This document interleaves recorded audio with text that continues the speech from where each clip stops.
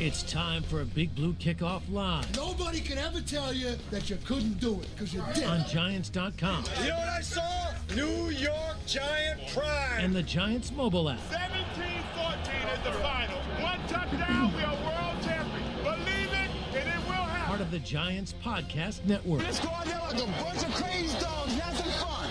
Welcome to today's episode of Big Blue Kickoff Live, presented by Cadillac, the official luxury vehicle of the New York Giants. My name is Madelyn Burke, alongside the Super Bowl champion Shaun O'Hara. The phone number here, 201-939-4513. Just a reminder, an archive of this show and our entire podcast network is available on the Giants mobile app, podcast platforms everywhere, and at giants.com/podcast. It's Wednesday, my dudes. Thanks for joining us from the Giants podcast studio, presented by Hackensack Meridian Health. Keep getting better. Shaun, some big news coming out in the New York Giants personnel department. Yeah, that escalated quickly. Mm-hmm. I think it was something that, look, we did a post-game show on Sunday night. For those who aren't familiar, Jackson Dart will be starting week 4. Yeah, thank you. You heard it here first. Yeah, or 3rd or 11th. Breaking news.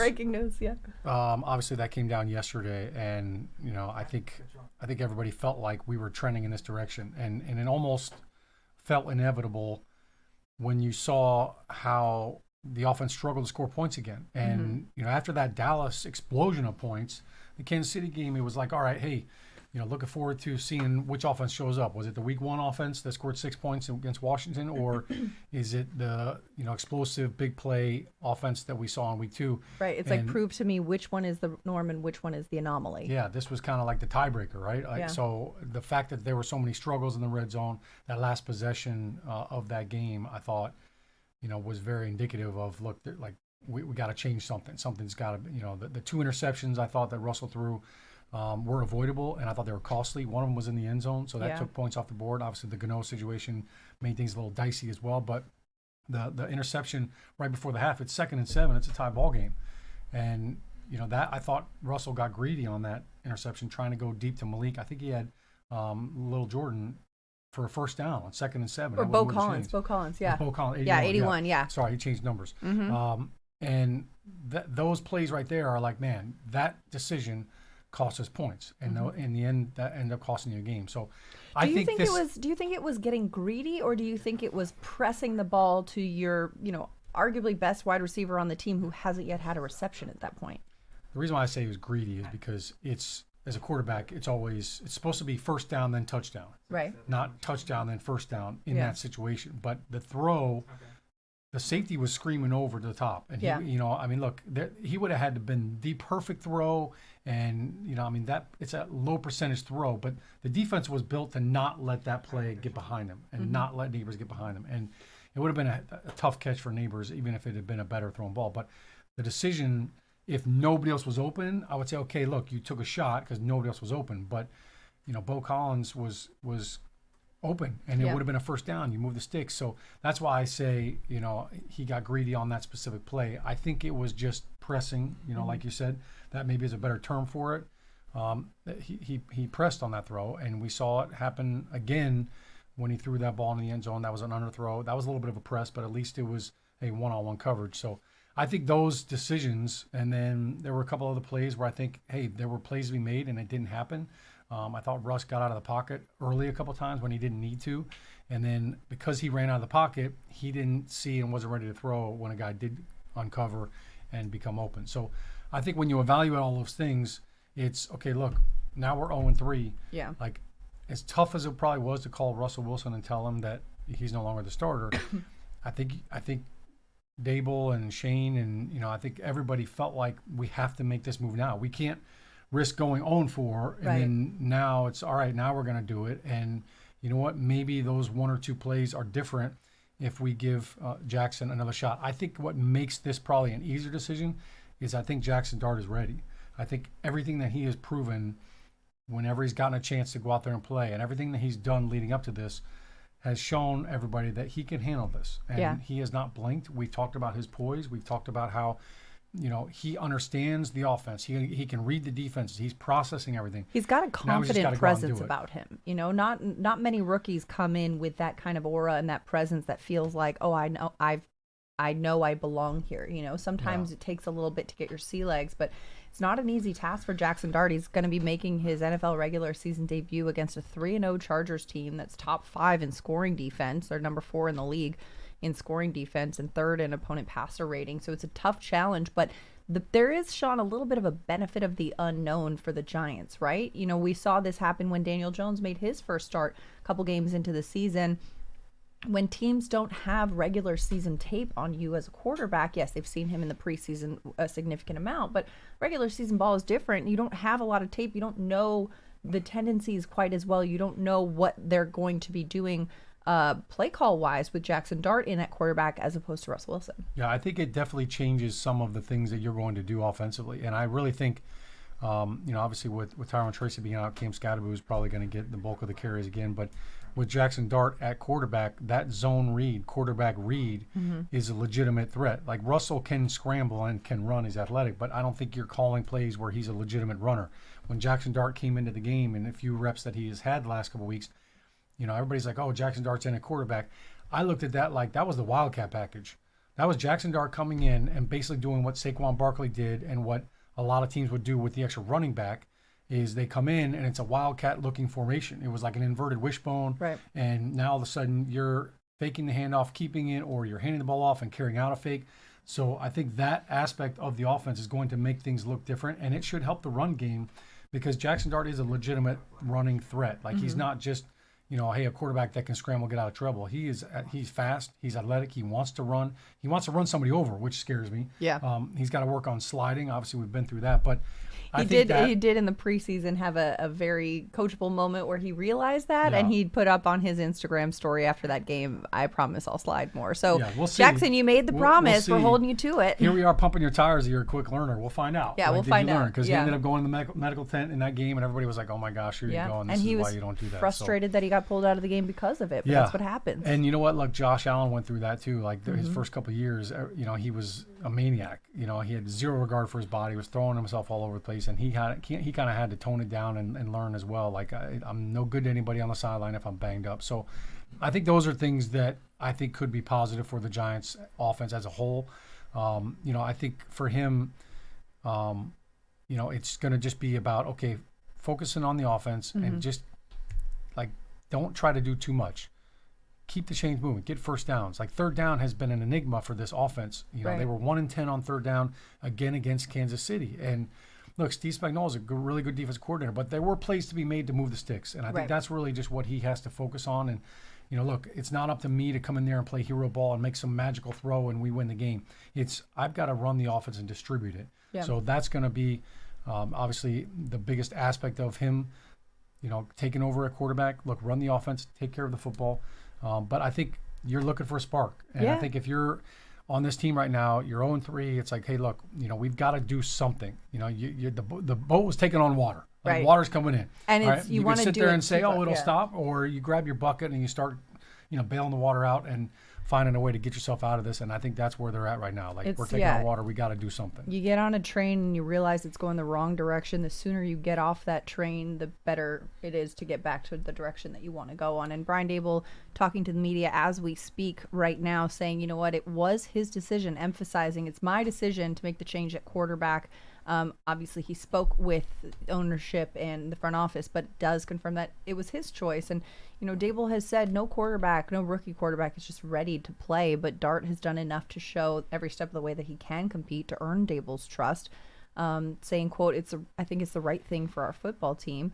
Russell Wilson will be the backup. So Russ is going to be out there, going to be dressed, going to be on the sideline, backup quarterback in case anything happens. He's going to get back in the game. This isn't the last we're seeing of Russ.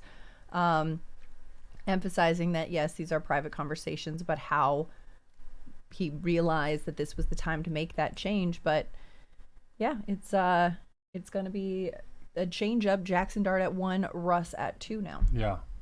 This is not new territory for the Giants and for anybody that's drafted a quarterback in the first round. Like, we went through this with Eli. When the Giants drafted Daniel Jones 6th overall, Eli got the hook after 2 weeks. And guess who the offensive coordinator was for the Buffalo Bills in week 2? It was Daboll. And after that game, 0-2, I think Dable was there. Maybe it wasn't. But it was Buffalo Bills at home. They lose that game 0-2, and the news comes out Daniel Jones is starting the next week, and they go down to Tampa, and they win the game in dramatic fashion. And Daniel Jones actually ran for a touchdown in that game, and the legend of Danny Dimes was born after that game. Yeah. Granted, Tampa Bay missed a field goal at the end of the game, but yeah. they won the game, and it provided a spark. And so, that's what. And the first 2 games they won, and a lot of it too was teams didn't know what to expect because Daniel Jones is a very different quarterback than Eli Manning. Yeah, you got a new kid on the block there, and he had the right stuff originally, and he was hanging tough, and then now Jackson Dart's in that similar boat. You look back at how Eli got his start. Kurt Warner, that was 2004. It was my first year with the Giants. We started out, we were 5-2, and then we started to slide. We lost 2 games, and we were 5-4 at the time when they made the move to Eli. And I think everybody felt like, look, Eli's ready. I think if you look at Eli, his dad played in the NFL, Peyton Manning's his older brother, coming into it, I don't think anybody could have been more prepared for the NFL than Eli Manning, given what he had, as background leading up to his NFL career. And yet he struggled out of the gate. He lost his first 6 games. Eli didn't get his first win till the last game of the season. It was at home against Dallas. So we've seen this kind of play out for the Giants previously. And there is never a perfect time. Like, here's when the best time is. You don't want to do it on a short week. You don't want to do it on an away game. Well, and some people would have suggested why not do it week 5 against the Saints, who currently winless on the season, might be a less intimidating opponent. But again, there is no right time. There is no easy game in the National Football League. Yeah. Well, the problem is, let's say things don't go right and you end up being 0-4. You don't want to go back and say, man, I should have done it. Maybe we're 1-3 instead. And now, so I think when you as soon as you start thinking about it, like, hey, maybe I need to make the move, I think you got to do it. And I think you got to just try something. Yeah. Look, I think Russell Wilson, it's not over for him either, because you're one play away as the second quarterback now from going in there. And, look, even I'll never forget, even going down to Baltimore in Eli's rookie year, he was the starter. He started that game, and it was awful, and we were having a terrible game. They benched him. They put Kurt back in. Kurt went right in on the field. We marched right down the field and scored a touchdown. So, look, I don't. This isn't concrete, and this is just, look, we need to make a change, try to provide a spark for the offense, because we can't keep talking about this. Right. I feel like you and I stand up there after these post-game shows and we're like, where are the points? Where's the offense? That's been going on for the last couple of years, not just a couple of weeks. But then the last couple of weeks, we see them getting up and down the field more effectively than we have in recent years, but still struggling to punch it in. The red zone being a huge issue. It's like the Bermuda Triangle right now, which is why this preseason, all of a sudden, it looked different. The offense came to life, and they were completing things in the red zone. They were finishing drives. So that gave everybody, I think, hope and optimism that this offense was going to be different. And again, the caveat of, you're going up against a vanilla defense and this and that, and things aren't as. I will say this, there was some drama about some of the things that we said in the post-game show about, look, this team is not a bad team, and their record doesn't really indicate necessarily the talent on the team. And there were some projections about they could be or should be this and that. Last year I felt like there was points when there was no chance to win a game. Right. But they have been in position to win games this year, and the defense has played lights out on a number of different times. There has been times where they have slipped and tripped up, but I think this team is better than 0-3. But you are what your record says you are. They should have had an opportunity to win the games. They did. They could have won them. Yeah. But they just did not play and didn't make the big plays when they mattered the most. And that is what I think is so disappointing for everybody in the locker room. Like fans are disappointed, but I'll say this, as a former player, nobody is angrier and more upset than the guys in that locker room and the coaches, because they don't have another outlet. They can't go to another job and get away from it and not think about this. You think about this from the time that you put your head on the pillow From the time you wake up in the morning to the time you put your head on the pillow, this is like, it's in your thoughts. And the worst part about the NFL is you got to wait 7 days till the next game. Well, it's like if you go into your job and you prepare for a presentation, but things aren't going well, you're running late, you spill your coffee, you have a crap presentation, you feel bad about yourself. You know you could have done better in that moment with the whole boardroom. And that's hard because you know that you are better than that. And people who work closely with you know that you have more to give than that, but that was what you gave, and that's what that presentation looked like. You don't have the entire world of sports news talking about how much you bombed your presentation, but you did, and it does. And so I guess what your point was on the post-game show is that we know that there's so much more here than what we're seeing. Why isn't it translating? Not so much. And, no discredit. The Giants fans are some of the smartest fans in football, and they're smart, they're educated, they're passionate. I love that. I love the fans, and I love how invested fans can get in this. And I think it's absolutely great to have those important conversations about, like, well, why do you see this? Why are you saying that? What is it there? And nobody's disagreeing that the product on the field is not what it should be and what is expected, especially coming into a season like this. Yeah, and listen, Giants fans, don't change. We love your passion. We love your commitment to excellence, and you know what? It's what holds this organization and the Giants players and coaches to a higher standard. So absolutely, look, everybody appreciates the fans and how passionate they are. And look, in New York, like, nobody likes 6-7. Nobody likes mediocrity. Like, have you ever called anybody and you said... You were really wanting to slip that in there, didn't you? It's been on the tip of my tongue. But, like, has anybody ever asked you, like, hey, where can I go to get, like, an okay slice of pizza? No. Where can I go to get a decent sub? Like, it's, no, you want the best? You want the best meatball? Okay, you got to go down here. You want the best slice? You want the best Italian food? You want the best Mexican? Like, it's all about the best. They want the best. And and the same thing with their sports team. Like, we want the best. We don't want, someone that, that's, fine, 4 or 5, that's not what the Giants fans want, and that's not what they deserve.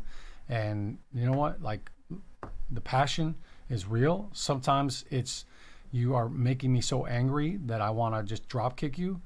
And then sometimes it's, you know what, this is unbelievable. I'm never going to forget this. This is the best moment of my life. So, it's not you, it's them or us. It's not you, it's me. There's something like in that. There somewhere. Something like that. But I do think, I just want to give credit to the Giants fans out there who are invested and smart and educated and love the game and love the team, and I mean, that's what you get when you love something. You expect the best out of it. I will also say this, like, and this is true in any relationship, but specifically a marriage. Like, if you keep bringing up things from the past, you're never going to grow. Like, you know what? Like 2 years ago, like, you can't bring up, hey, 2 years ago you did this. Like, that doesn't help. Like, doesn't help the growth and the relationship. So I know there is scar tissue from previous years and previous seasons, but we can't bring that to the stadium. And then as soon as something bad happens, it's here we go. But you know what? We all have our own little PTSD. Forget the trash can. You forget that Tuesday was trash day and Wednesday was recycling, and you got it backwards. Like,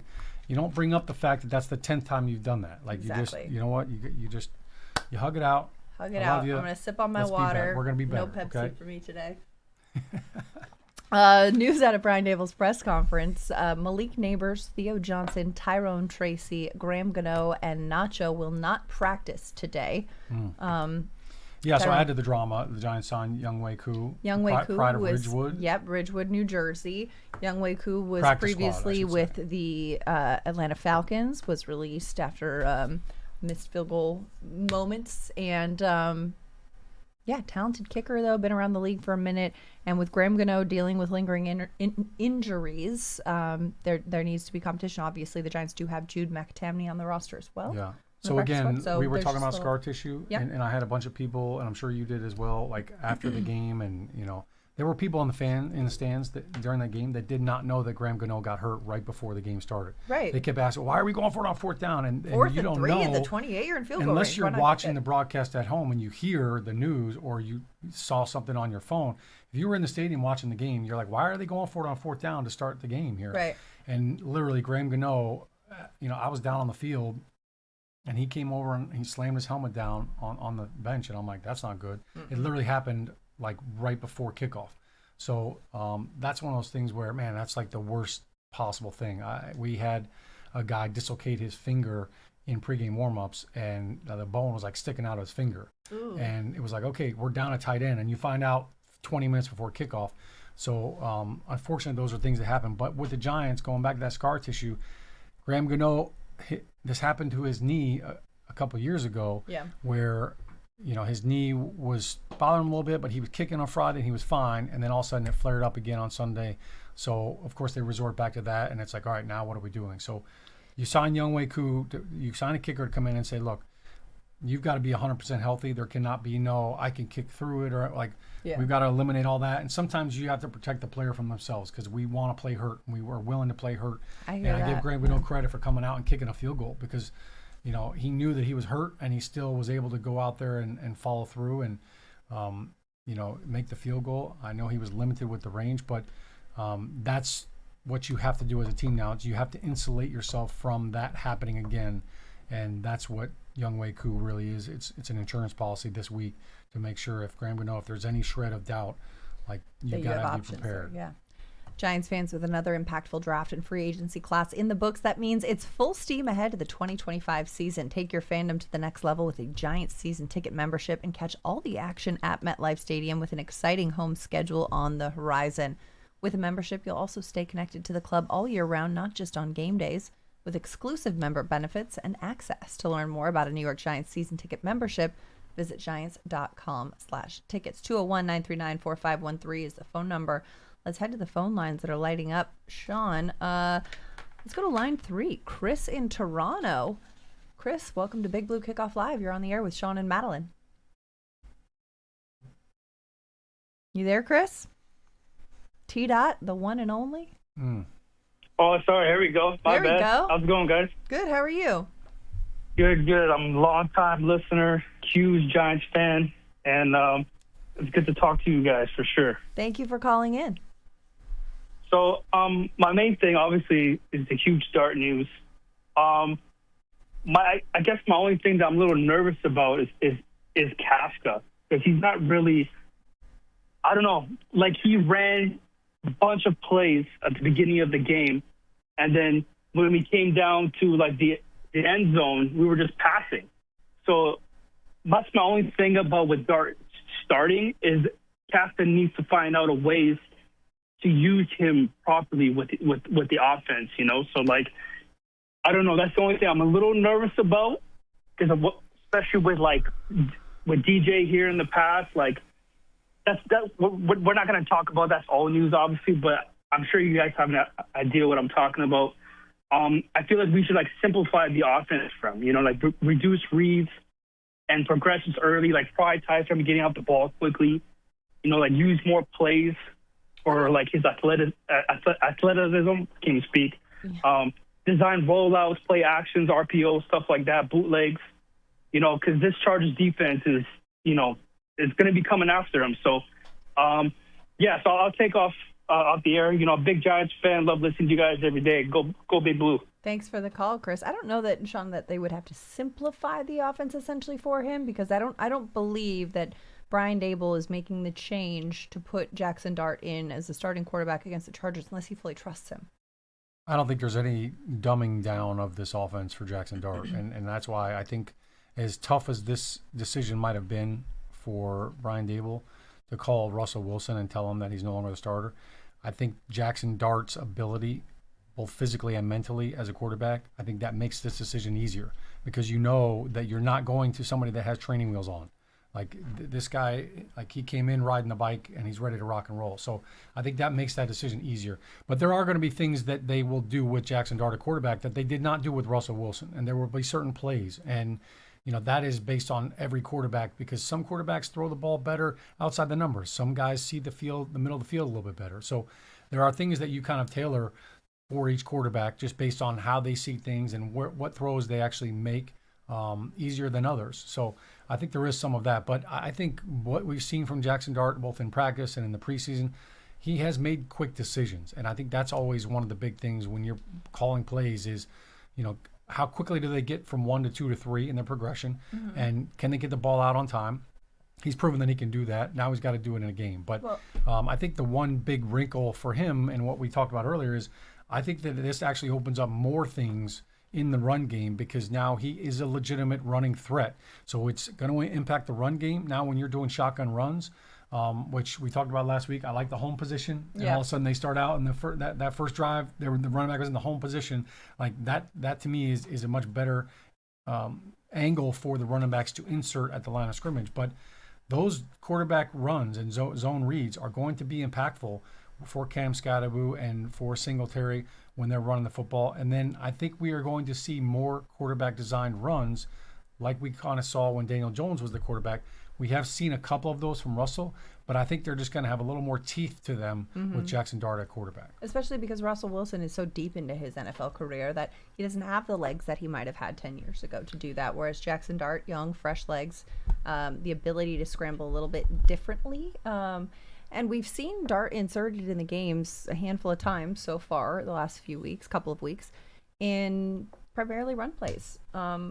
So there's not really tape on his passing game, but yeah, I guess last week there was a option there that he, opted for the run, scrambled a little bit, but well, and we saw in Dallas the one time he slipped. You know, so I mean, there are definitely those wrinkles there. But Chris, we appreciate your call. We appreciate you checking in from Canada. I will say that Mike Kafka now, I definitely feel like, this is your chance right here. Mm-hmm. Like I liked how Mike Kafka started the game last week against Kansas City. I think on that 10-play drive to start the game, 7 of the plays were runs. Yeah, so he heavily established. He went into the game like we're going to pound the rock, and then even when Tracy went down, they ran the ball with Cam Scotty. But I do agree with you. When you get down in the red zone, you have to be able to run the ball there. You cannot become one-dimensional, and it can't be a silly quarterback draw when nobody is fooled in the stadium. Nobody's fooled on defense. So you have to find a way to run the football, and you've got to layer things off of that. You can't get away from it. And I think the other thing, too, was we were complimenting Mike Kafka all preseason about the screen game. Yeah. And we saw that in the preseason a ton, and I feel like it has just disappeared. Nary a screen pass. I don't understand why we're not doing that. Yeah. And I think, look, get Cam Scadaboo in open field. And, look, screens don't just have to be for running backs. Yeah. Okay, if they're taking away the deep ball from Malik Neighbors, you can throw a ghost screen to Malik Neighbors. You could throw a bubble screen to him. You could put him in the backfield and let him be a running back like Deebo Samuel, and you could throw a screen to him. So there are other ways to get him the football. You don't always have to just, doesn't have to be the deep ball every time. You can throw the ball short and let him make somebody miss or run somebody over, and then that becomes a big play, and that would be a spark. So, yes, look, the pressure's on Jackson Dart. It's also on Mike Kafka. And, look, when you're 0-3, look, the pressure's on everybody. Yeah, change something, change something just to change up the energy a little bit. Maybe, I don't know, feng shui the locker room. Who knows? There's got to be some sort of something going on to shift the energy. You mentioned the run game, too. Jackson Dart and Cam Scadaboo have such an endearingly adorable bromance going on that I love that for both of them getting in there. And I think that they're both going to be already, there's a lot of trust there between the two of them. Can I make a request? Yes. Cam Scadaboo, I love the backflip. That was so cool. It was great. A backflip into like a surfing thing too. We're done with it. It's great. We saw it.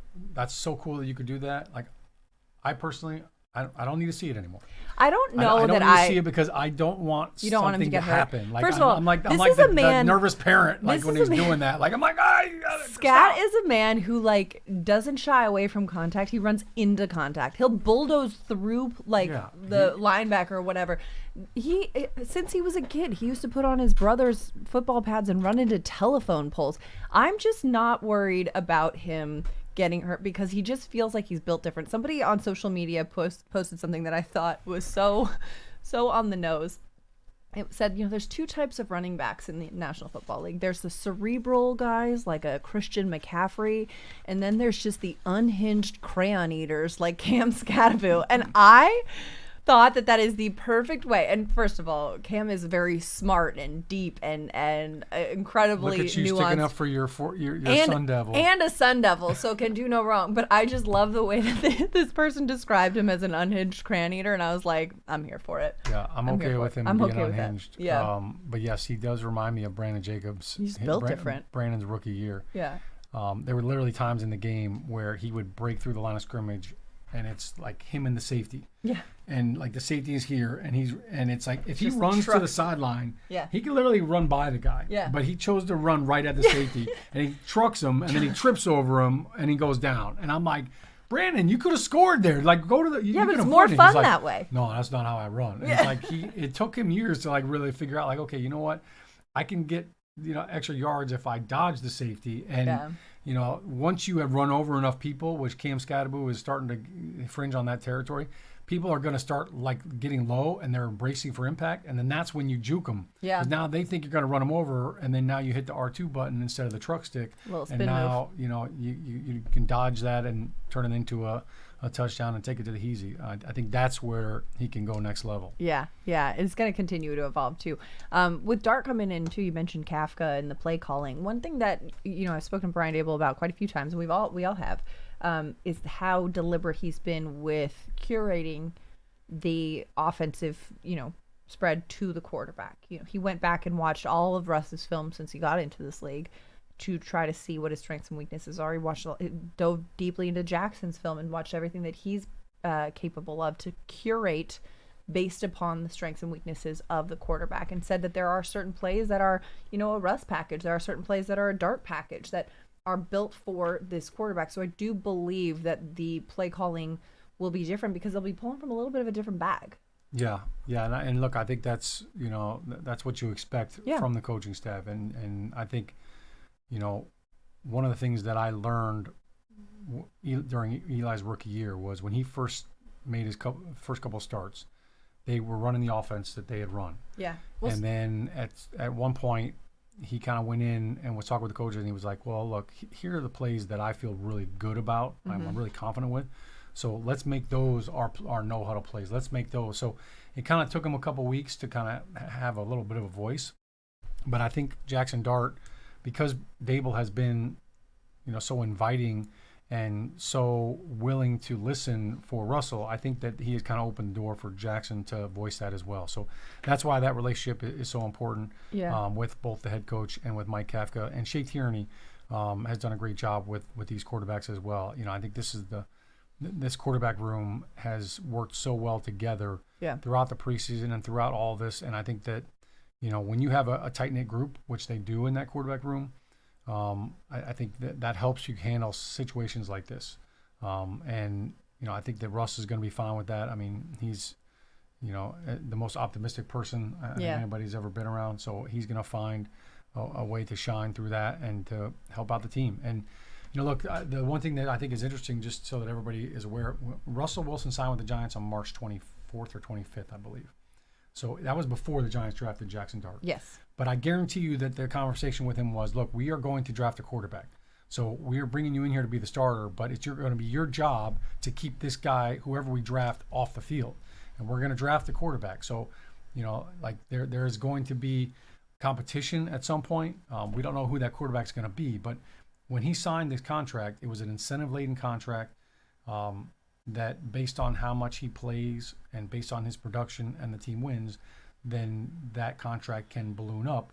But he came into it knowing what the situation was. So he's a professional. This is not something that I think I don't think he was hoping that it would happen this early, but I think it's something that he knew was possible. And I think as somebody who's been around the league as long as Russell Wilson has, he understands that it is a results-driven league, and if you're not getting the results that you want and expect of yourself and your teammates, and that's kind of what happens. It's unfortunate that it happened so soon, but Russ, like you mentioned, is such a positive guy and such a positive presence that I know that he's going to be nothing but supportive of Jackson in this venture for him as well.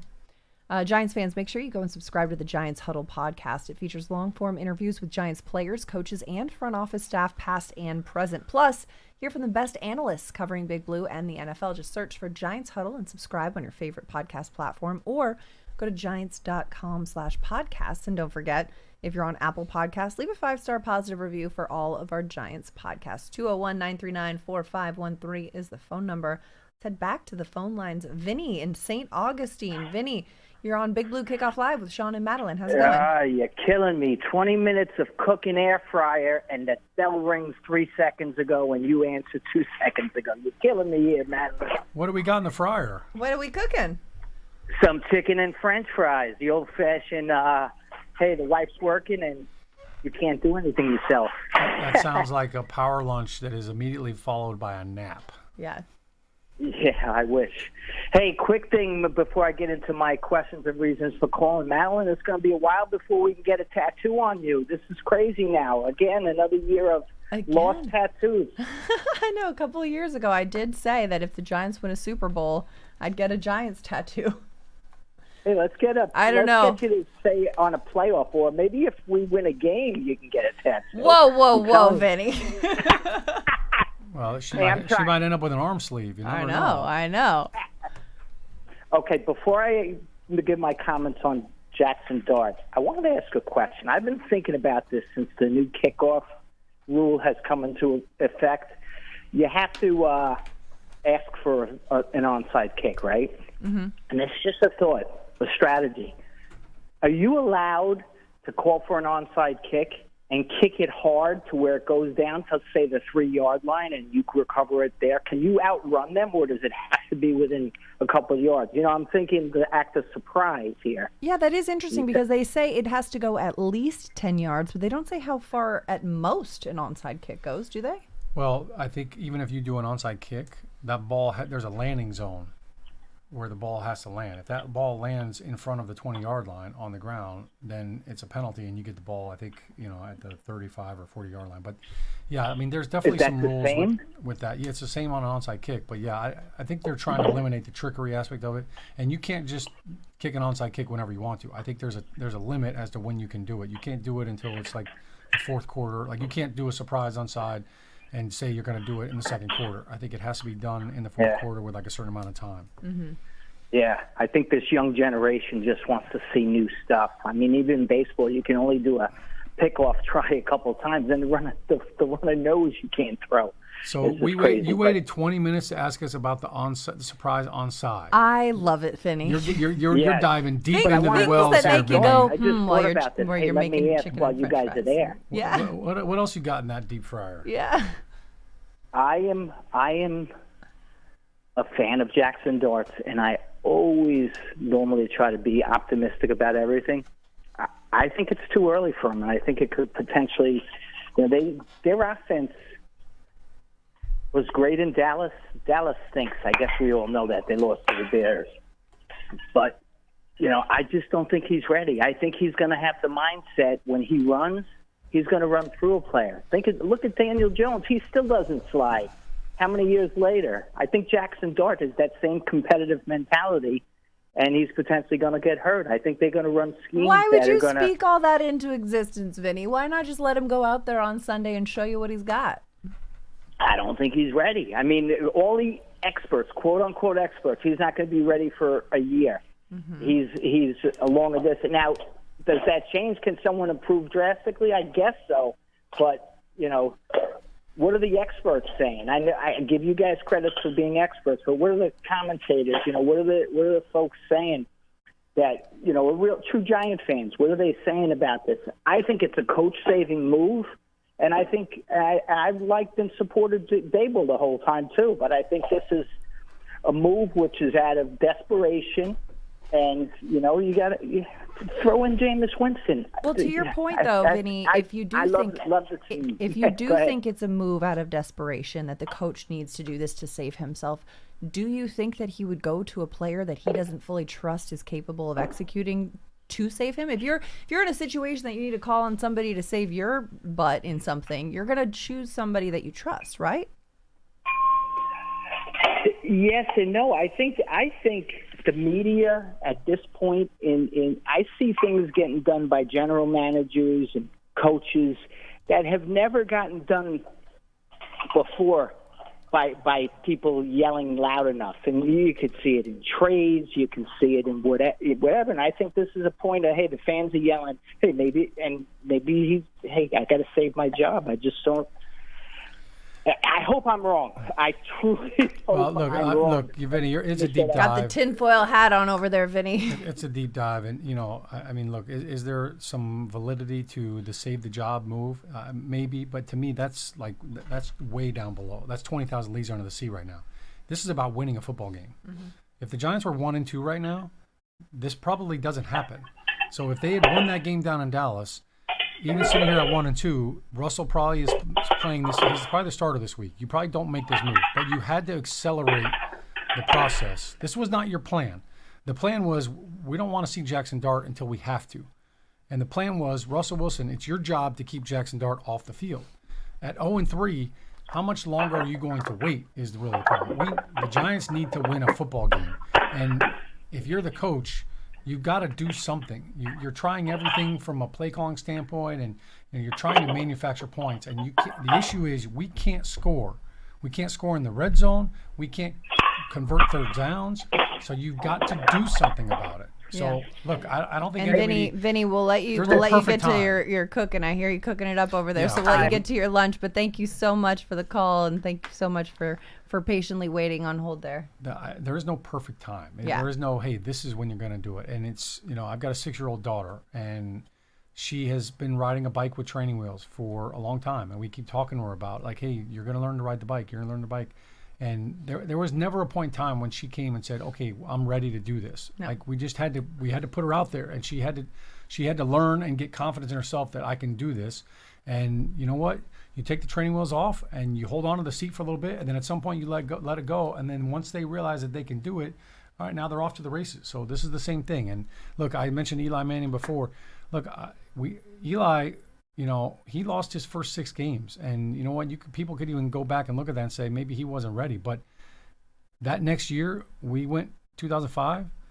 We went 11-5, won the division. We got T-shirts and hats in that second year, and then we won a lot of those games because of what we went through his rookie year. So, look, I'm not trying to extrapolate to 2026, but right now, the Giants had to do something to try to help this offense score points, and I think this was a move specifically for that. When we get down in the red zone, now we have a different weapon in the red zone to help us finish drives. And you know what? Now it's up to Jackson Dart to go out and perform.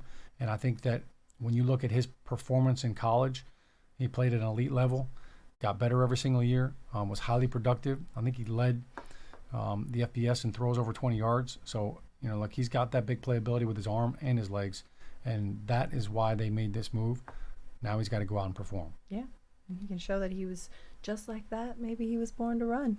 He can show that he's got that too. I had to throw it in that way because Marco said, can you sneak in a song quote on YouTube? So thank you, Marco, for the challenge. I'm just like sitting here. I just saw that. I'm like, how do I randomly sneak in a song quote? There we go. Let's get some song. I mean, that's the boss. I know. It's the boss.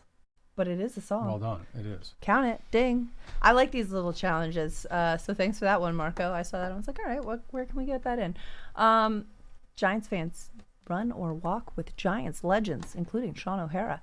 Giants Foundation will host a 5K race and kids run presented by Quest on Sunday, October 26th at 9 a.m. at MetLife Stadium. Net proceeds will benefit the Giants Foundation, and all participants will receive a commemorative T-shirt. Plus, after the race, stay for post-race festival with appearances by Giants legends and a live DJ. Register now at giants.com/5K. The Giants Foundation is a 501c3 nonprofit corporation. How are you feeling about your 5K training, Shaun? I'm feeling great about it. Mm-hmm. I'm not sure when I'm going to start it, but Shaun also born to run. I was not born to run. I was born to block. Yeah, but I will run when asked. But usually I only run that far if someone's chasing me or something is chasing me. Mm-hmm. I'm really just running it for the post-game festivities. I think that there will be some beverages waiting at the finish line. Ice cold brew chacho. Yeah. Something like that. I like it. Some carb-loaded hydration libations. Libations and hydrations. 201-939-4513 is the phone number. Let's head back to the phone lines. Mike in Florida. We got Florida man Mike on the line. Mike, you're on Big Blue Kickoff Live with Shaun and Madelyn. Good afternoon. I'm not going to talk about the quarterback. Okay. I'd like a little update. You may have covered this on Gano and Tyrone Tracy. To me, it looks like Gano has gotten the same injury, or repeatedly has gotten the same injury that he had before. So is injured reserve an option, and does that free up a space on the Giant roster? And then the next thing is Tyrone Tracy. I guess that's probably a day-to-day, week-to-week thing.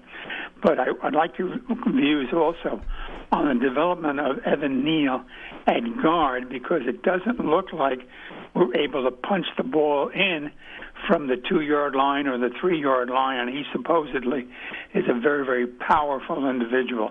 So is his development coming along? And the other is Neighbors' Jalen Hyatt. Neighbors runs these deep patterns all the time. Hyatt is another speedster. I'm wondering why they're not rotating these people back and forth. So I'll wait for your comments, folks. All right, thanks, Mike. Well, to your first point, Graham Gano and Tyrone Tracy not practicing today. No long-term status yet from them, but will remain to be seen. I'd assume that it's more of a day-to-day, week-to-week situation, considering the fact that neither of them have been placed on IR. To your point about Evan Neal, yes, the Giants have struggled in those situations, but Evan Neal is actually yet to be active on game day. He did switch to guard, but he has been on the inactives list each of the first 3 games of the season. And Shaun, I'll defer to you on this as the offensive lineman here, but he did show some promise in that move, the positional change so far in the preseason. What about what you've seen from Evan Neal hasn't warranted a jersey on game day? Well, I think it comes down to the fact that you only dress 7 guys, and Marcus Bowe is the swing tackle. So he has been dressing. He's also the goal line, short yardage tight end. And then you dress one other guy that can play guard and center. So Evan Neal can't play center. So you have to dress a backup center.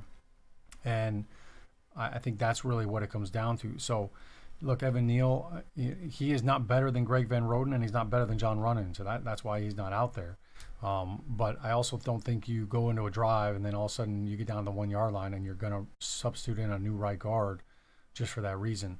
Now, if he does dress, I would 100% put him in a goal line tight end, or maybe if he's dressing and you're out there, maybe there's an opportunity to load him up and maybe put him next to Andrew Thomas, and or maybe you flex him in there at guard. But yeah, I mean, the fact that he's not even dressing, he's not even available on game day. But he looked good at guard in training camp. I thought he was getting better, and look, I think that if needed and he got called upon, someone got hurt and he had to go in there, I think he would be okay. I think he can handle himself. But for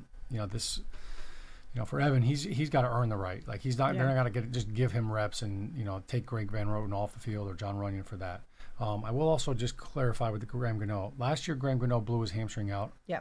Chasing on a kickoff, on the opening kickoff down in Washington. So that was a hamstring injury. The year before that, it was a knee injury. So this one's unless groin. He had a groin injury before that, or I don't recall any of that, this was a groin injury. So this is something different. It's not the same thing. But nonetheless, you have a kicker that is he's a little bit seasoned. Yeah. He's an older kicker, and now this has been an injury, 3 years running, 3 years in a row. So it is different injuries, but for everybody that wants to hate on Greg Gano, he's been one of the most consistent kickers in the league. And look, he thumped 3 50-yarders in preseason. He's been Mr. Automatic, and he's been a true weapon for the Giants. But that you've got to insulate yourself, like we talked about. Yeah, and then to Mike's other question about the wide receivers, Malik Neighbors and Jalen Hyatt, not understanding why they're not rotating more. Jalen Hyatt, he had a little bit of a tough preseason at times, but what has Jalen Hyatt done to rotate with Malik Neighbors? Right. Like, I like Jalen Hyatt. I love the guy. He's a good player, but you know what? Like, I'm not taking Malik Neighbors off the field to just give Jalen Hyatt reps. Like, that doesn't help. Yeah. That's not productive. And Wan'Dale Robinson has been playing lights out. He's been flying down the field. Yeah. This is the best Wan'Dale Robinson has ever looked as a Giant. He looks phenomenal. I'm not taking him off the field. So, look, that's up to Jalen Hyatt to go out there and earn reps as well. Yeah. Giants fans, the Giants official connected TV streaming app Giants TV brings original video content and game highlights on demand and direct to Big Blue fans. Giants TV is free on Apple TV, Roku, and Amazon Fire TV, and the Giants mobile app. 201-939-4513. Let's go back to the phones. Nate in Mystic. Nate, welcome to the show. You're on Big Blue Kickoff Live with Shaun and Madelyn. How's it going? I'm doing great. 60 and mad. That should be the show, right? You guys are 60 and mad. Oh, yeah, there we go. No? I like it. I think Mad should go first. Mad 60. All right, Mad and 60? Yeah, I like that, too. Yeah, that has a better you got something there. Shaun, it's an honor and a privilege to speak to you, sir. I'm a big fan and have been for a long time. Thanks for doing this. So I just wanted to give you a little history of my fandom. So in '86, I watched the Super Bowl from boot camp in San Diego with 80 other guys. I made like $600 from a bunch of fools from Denver, so that worked out well. In '90, I was in the Persian Gulf getting hated on by the communications team up in CIC because I kept calling for an update, and finally got that information from them. Didn't get to watch the game until I got back to the States, but it was awesome. And then in 8 and 11, I was in the comfort of my own home where I watched, I think Snee blocked absolutely nobody, and I mean nobody, on the famous helmet catch. Yes. But I got to watch that and really enjoy being a Giants fan. And then you fast forward to today where, I kind of watched the first half and I shut it down. I mean, you guys talked about, a great slice or a great meal. At this point, I'll settle for a competitive dirty water dog or a slice that keeps me interested until I get to the crust. You know what I mean? Mm-hmm. You see the same things over and over again with players coming and going, but the outcome remains the same. It's been, too long, bro. Just too long. I mean, you're a 3-time Pro Bowler. You know what it takes from a coaching staff. You know what it takes from the GM and the entire team. I'd love to sign an NDA with you and get your real thoughts on what this team is about. I swear to God. But when you see that the same thing happens over and over again, there's one common denominator. Now, I don't want to throw people on the bus. I wouldn't want anybody telling me I suck at my job. But if I go into that presentation, Madelyn, and I screw up one time, okay, I'm better than that. I screwed up one time. But I screw up for 5 years, 3 years, whatever it is, 4 years, then it's time to make a change, right? I'm not going to be allowed to go into that presentation room and show the same nonsense over and over again because it just doesn't work. The bottom line for that presentation has got to help produce wins, success, that sort of thing. We score 20 points or less, 10 points far too many times. And all I hear is this guy's an offensive guru. I don't get it, bro. I don't get it. And I don't want to be indifferent. And I don't think Mr. Mara wants me to be indifferent. But I have become indifferent. Even during the Dallas game, I thought there was no shot for us to win. No shot. And unfortunately, I was proven right. It's just getting beaten down so long. I want to taste that good dirty water dog, that great dirty water dog, not this. Yeah.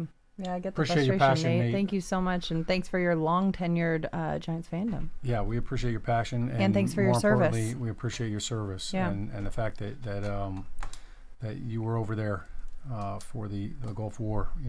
We're thankful that you made it back. Yeah. I'm not sure what you're talking about with the dirty dog water or dirty water dog. I think it's a hot dog. Gotcha. Okay. Not dog water. Yeah. All I could think about was Limp Bizkit with the chocolate starfish and the hot dog flavored water. I don't know if that's what he's going towards. I'm not sure, but he was making me hungry talking about the pizza and getting at the crust. Yeah. I appreciate the passion, and look, like I said before, nobody is more upset about what's going on and what has transpired over the last couple of years than John Mara and Steve Tisch, the Mara and Tisch families. I mean, look, they are in that stadium every Sunday. They hear it, they see it. This is their life. Like they don't like this. This is not pleasant for them, and they want to change it. The challenge is, you were using the analogy about the presentation that Madelyn brought up before, and you go in there and you mess up the presentation. It would be easy if it was just one person. Mm-hmm. That would be easy to fix. But imagine going and doing a presentation and you had 20 people, and each one of them were responsible for one of the pages in that presentation or one of the slides on that PowerPoint. And you're going through the presentation, and all of a sudden page 7 is wrong. There's something wrong. It's messed up. It's totally inaccurate. Now you got to go back and figure out, all right, who was responsible for page 7? I've got all these people contributing to this presentation. So it's not just one person doing it. So that is the challenge when it comes to football. Mm-hmm. It's not about one coach. It's not about one player. It is 53 men. It is the entire coaching staff. It is the scouting, the general manager. It is assembling a team, assembling a roster, drafting players. There is no common denominator. The only real consistent thing is that there is variable change. And every single year, the roster is different. There's variable change. The roster can change from week to week. So that is why this is the greatest sport, but it's also the most frustrating sport. Look, I think, you go back and you kind of look at, you brought up the 2007 season, 2011, and kind of some of those years. Those were built on consistency, and that is where the challenge is. Like, you have to have some sort of consistency with the players. They've got to grow together. The staff, there has to be some consistency with that. If there's constant turnover, that just adds to the variable change. And I think that's one of the things that the Giants tried to get away from, and that's one of the reasons why they kept Brian Dable, and they kept this coaching staff, because they know how consistency is what breeds championships and building that culture. So, look, it's people are frustrated. Everybody's frustrated, and I get it. And I think that it's not without merit. Right.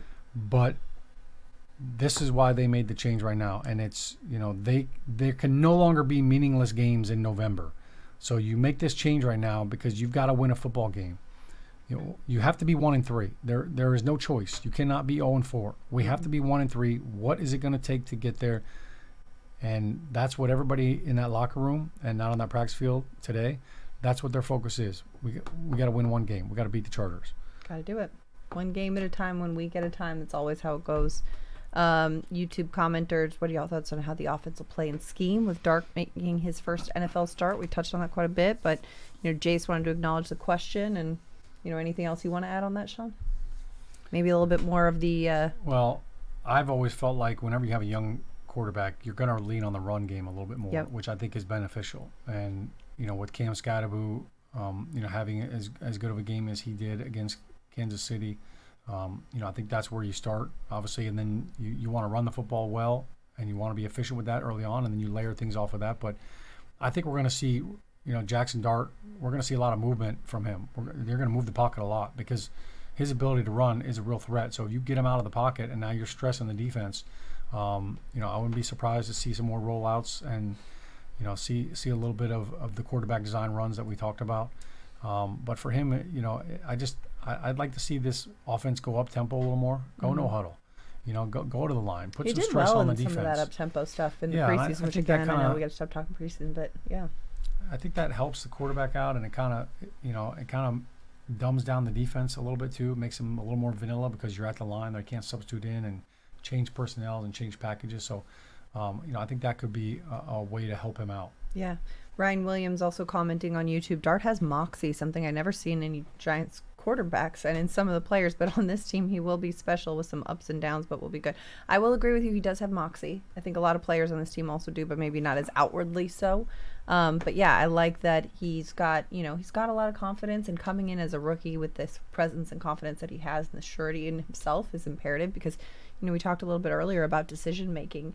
A lot goes into evaluating a quarterback position about his athleticism and his arm strength, but decision making and the quickness with which you do so is, I would argue, as important, because you see some quarterbacks in the league that have an unarguable talent, an unarguable arm strength, but perhaps second guess themselves when they're making decisions. And that one brief moment in which you second guess is enough to close the gap, to affect the play.